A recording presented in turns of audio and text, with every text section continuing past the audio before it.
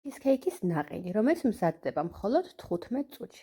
დესერტი, რომელთაც ყველას გააოცებთ, ამ დესერტს გამოცხობა არ სჭირდება და ინახება საყინულეში. ჩიზქეიქის ფორმაში მოათავსეთ პერგამენტის ქაღალდი, დახურეთ ფორმა და ამოჭერით ზომაზე.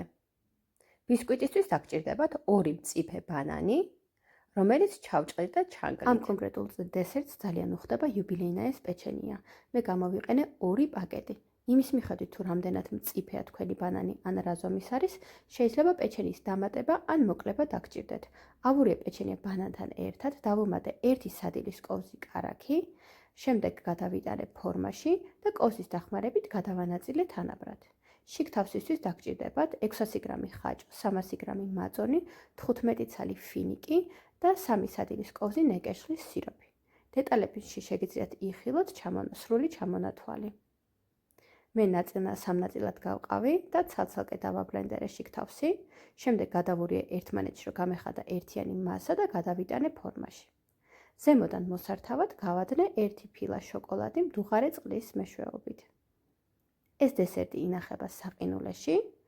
სერვირებამდე აუცილებლად გამოიღეთ მაცივიდან 2 საათით ადრე, რომ ფორმიდან მარტივად გადმოიღოთ და დაჭრაც გაგიმარტივდეთ. გემრიელად მიირთვით!